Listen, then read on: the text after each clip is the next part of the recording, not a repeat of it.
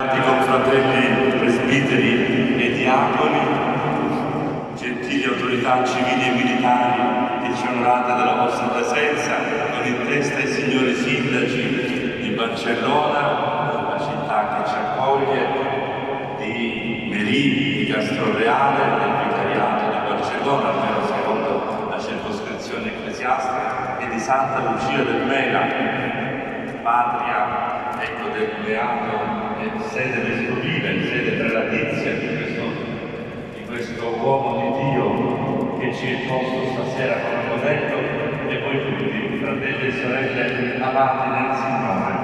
Stasera Lui, il Signore, per intercessione del Beato, ci ha compattati tutti attorno all'altare. Vedo con gioia il presbiterio barcellonese e del vicariato tutto riunito qui, insieme al popolo santo di Dio in tutte le sue componenti e insieme alla gratitudine che esprimo al parroco di questa basilica per l'accoglienza che ci offre, Padre Tita Riannello. Permettete che esprima un plauso speciale al caro e amato e stimato Padre Giuseppe Turrisi, vicario foraneo, già mio vicerettore in seminario, questa splendida iniziativa, caro Padre, e per l'organizzazione che hai attivato in maniera così eccellente, in maniera tale che in concomitanza con la visita pastorale del nostro Arcivescovo Giovanni, che in parte si è compiuta in questo territorio e in parte avverrà nei mesi a venire, insieme a me che lo accompagnerò e ad altri convisitatori, ci sia posto come modello, come guida, come intercessore questo prelato di santa vita, che non soltanto è stato un segno dell'amore di Dio specialissimo per la vallata e la prelatura di Santa Lucia del Mela in quei 9 anni del suo ministero, dal 1617 al 1626, anni ormai lontani, ma la cui testimonianza, la cui intercessione travalica i confini della ex prelatura ormai incorporata nell'arcidiocesi di Messina, Lipa di Santa Lucia del Mela, già dal 1986, ed è ben giusto quindi che questa testimonianza ridondi a vantaggio spirituale di tutti i fedeli dell'arcidiocesi, e che questa devozione al Beato si estenda sempre di più, in primo luogo qui nelle città vicine, in questa città di Barcellona che è la più grande del circondario. Quindi questa iniziativa giunge ben a proposito, e sicuramente in questa peregrinazione per le parrocchie di questo territorio tutti noi vogliamo ricavarne dei frutti spirituali. Quali frutti possiamo ricavarne dall'esempio di vita del Beato? Cerco di non essere lungo perché se no mi sciolgo del tutto e ci sciogliamo tutti. Ma la parola di Dio ci illumina in tal senso. Ma voi immaginate un uomo di nobile famiglia che è vissuto 10 anni alla corte del re di Spagna come cappellano, che poi viene qui tra i contadini e tra la gente umile di Santa Lucia del Mela. Poteva essere un damerino imbronciato, un uomo tutto ripiegato nella sua signorilità, e invece davvero uomo di Dio fu totalmente proteso ai bisogni degli ultimi, con una umiltà straordinaria. Secondo, un uomo di cultura che aveva studiato a Roma, a Napoli e poi a Madrid diritto canonico civile, la laurea in utroque iure in entrambi i diritti, senza dire ovviamente gli studi filosofici e teologici propri della formazione ecclesiastica di ogni prelato. Poteva anche essere un uomo tutto ripiegato nello studio delle belle lettere, secondo il gusto umanistico del tempo di tanti prelati dell'umanesimo e del barocco. Oppure poteva essere un uomo che appunto in quel momento in cui la Chiesa esercitava anche un potere temporale, c'era lo Stato Pontificio, potesse avere degli interessi politici molto più colui che era stato alla corte del re di Spagna, che era potentissimo allora. Il regno di Spagna aveva anche i domini d'oltremare, le colonie dell'America Latina, come sappiamo, no?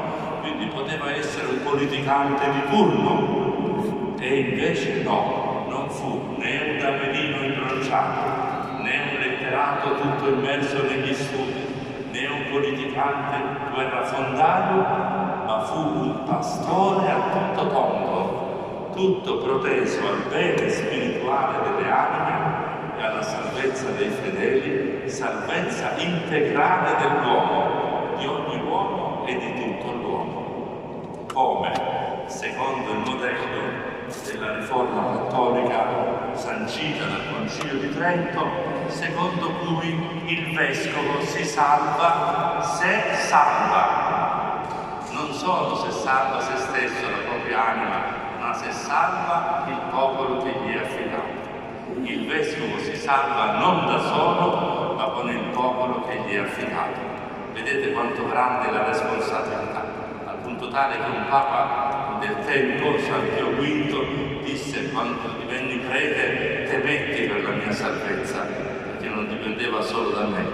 Quando divenni vescovo me ne preoccupai, quando divenni papa ne disperai. Quindi, e invece poi il Signore l'ha premiato, gli ha concesso la santità, ma proprio perché la santità è degli umili. Allora, quale fu il segreto di quest'uomo? Quello che abbiamo cantato nel Salmo responsoriale: i precetti del Signore fanno gioire il cuore. Quest'uomo era totalmente immerso nella intimità continua con Cristo, nella preghiera e nella penitenza. Non faceva conto né degli onori temporali, né della nobiltà dei natali, né del suo rango, ma sentiva che era stato costituito pastore per essere maggiormente servo di Dio e degli uomini, e per condividere con Cristo la passione d'amore per l'umanità, tanto che portava queste catene acuminate, dette cilicio, catene miracolose, che ancora oggi, passando di casa in casa, hanno prodotto guarigioni miracolose tra gli ammalati. E la regalità che Cristo gli donò non fu quella del morale, ma quella del servizio agli altri, tanto che poi, aprendo la tomba e facendo la ricognizione della salma parecchi decenni dopo la sua morte, gli si trovò in mano, come sappiamo, un bel ramoscello fresco di basilico, la pianta che è consacrata a lui, sarà benedetta alla fine. La parola basilico indica non soltanto il richiamo al pesto alla genovese, ma alla regalità di Cristo, Basileus. Il basilico è la pianta del re, e quindi siamo tutti sacerdoti, re e profeti, perché consacrati nel battesimo. E allora questa parola della domenica 26esima del tempo ordinario, che non è casuale, anche se è la parola che risuona in tutte le chiese del mondo quest'oggi, ma per noi acquista delle risonanze del tutto peculiari, come mi piace dire, perché anzitutto il vescovo si salva se salva, e lui fu conscio che la Chiesa è depositaria della verità, ma non ha il monopolio della verità, e che lo Spirito soffia dove vuole, soffia nell'accampamento come soffia nella tenda di Dio, nel Tempio Santo di Dio. Cioè lui non volle che la Chiesa fosse un circolo, una setta esclusiva, ma promosse i talenti, i carismi di tutti i fedeli a lui affidati, soprattutto con una formazione del clero molto attenta e molto accurata, secondo lo stile appunto del Concilio di Trento. Per noi oggi si direbbe del Concilio Vaticano II, perché siamo figli del nostro tempo e anche del cammino sinodale che Papa Francesco ci sta proponendo. Quindi è importante questo. Poi, ecco, non impedite che lo Spirito soffi. In secondo luogo fu un uomo di grande carità. Il Signore pone anche in questi detti che ci vengono consegnati dal brano evangelico di oggi piccoli segni. Basta un bicchiere d'acqua fresca data nel nome di Cristo a chi ha sete, perché non resti senza ricompensa. E lui non soltanto diede l'acqua fresca in un bicchiere, ma fece sgorgare una vena d'acqua, un pozzo, per quei fedeli di San Filippo che erano condannati alla siccità e che si erano recati al suo palazzo vescovile a Santa Lucia implorando il suo aiuto. E lui rispose: figli miei, confidate nella provvidenza di Dio, che in quanto padre vuole il bene dei suoi figli. Tornate fiduciosi a casa, preghiamo insieme, io unirò la mia preghiera alla vostra. Quei fedeli tornarono a San Filippo e misteriosamente lo videro lì, in una bilocazione, si direbbe, e si dice, tanto che da lì poi sgorgò una bella folla d'acqua che ancora oggi prende il suo nome, l'acqua del Beato, che corrisponde anche dove è stata edificata una piccola icona con la sua immagine, nel quartiere Ubascio, il Basso. E poi ancora il Vangelo, Gesù dice nel Vangelo: chi scandalizzerà uno solo di questi piccoli? È meglio che gli venga attaccata al collo una macina da mulino. Tremenda questa espressione, e quanto tragicamente attuale se pensiamo anche a tanti abusi perpetrati sui minori perfino all'interno della Chiesa, delitti orrendi che il Santo Padre stigmatizza giustamente. E il Beato invece fu un esempio, perché istruiva lui stesso i piccoli nel catechismo tridentino che era stato approntato dal Concilio di allora. Ecco, non solo li istruiva, ma promosse anche l'istruzione sia ai bambini sia a tutti i poveri in spirito, tutto il popolo di Dio. Impose che si facesse una catechesi settimanale al popolo, e siccome le omelie non erano consuete, volle che ci fosse l'obbligo dell'omelia domenicale e nei giorni festivi. Com'è importante, oggi, ancora oggi, c'è fame di formazione cristiana, biblica, ecclesiale. C'è una domanda forte che sale dal popolo di Dio e che noi pastori dobbiamo sapere interpretare e assecondare. E poi c'è questo linguaggio forte di Gesù: se il tuo piede ti è di scandalo taglialo, se la tua mano ti è di scandalo tagliala, se il tuo occhio. Ecco, si tratta di convertire la mano, perché diventi non una mano che rapisce, non una mano che ferisce, non una mano che fa violenza, ma una mano che dona, che si apre. Non un occhio malizioso, ma un occhio limpido, che sa scrutare le meraviglie di Dio attorno a sé, che sa vedere il meglio e non sta sempre con l'indice puntato ad accusare gli altri, perché il grande accusatore sappiamo chi è, e chi accusa viene dal maligno e non da Dio. E invece lo sguardo limpido del Beato e il piede evangelizzante del Beato, che percorreva monti e valli e tutti gli angoli più remoti della prelatura, allora certamente a piedi o su una cavalcatura, in quelle traziere così disagiate, portava lo spirito del Vangelo, che era spirito di conversione, di rinnovamento di vita. Ma certamente si fece promotore, con questo vado verso la conclusione, dei diritti dei poveri, dei contadini sfruttati dai ricchi, che erano mal pagati o che erano vittime dell'usura, come è stato ricordato anche dal signor Sindaco. E pensate questa lettera di San Giacomo che abbiamo ascoltato nella seconda lettura come è appropriata. Ora voi ricchi piangete per le sciagure che cadranno su di voi, le vostre ricchezze sono marce, perché avete depredato il salario dei lavoratori che hanno mietuto sulle vostre terre e che voi non avete pagato, e grida vendetta al cospetto di Dio.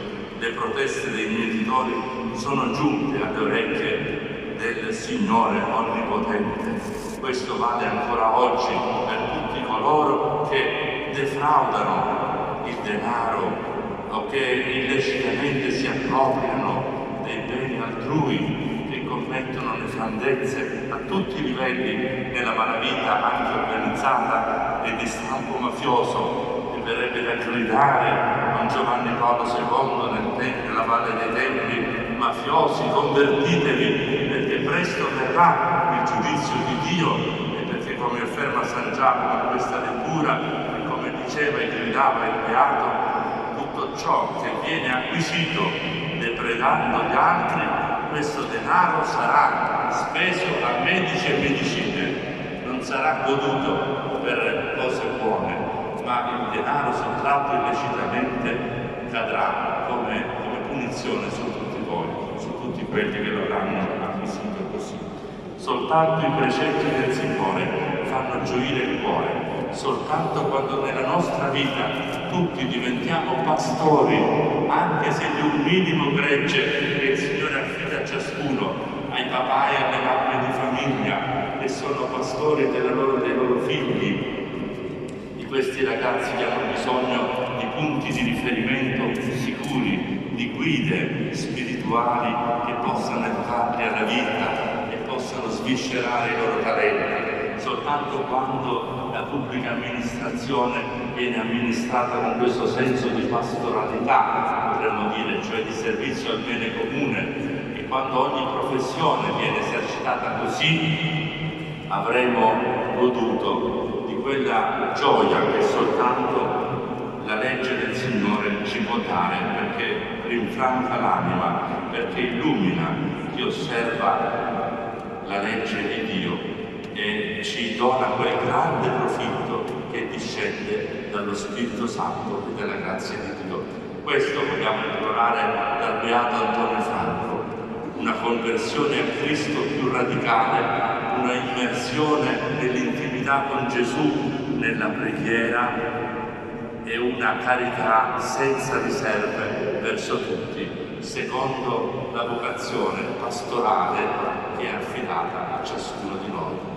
Beato Antonio Franco, prega per noi, prega per la nostra Chiesa di Messina, Libani, Santa Lucia del Mela, prega per Barcellona e per il suo territorio, per queste famiglie che attendono da te una luce, una grazia, una vena d'acqua che zampilli per la vita eterna dal costato di Cristo aperto sul legno della croce. Sia lodato Gesù Cristo.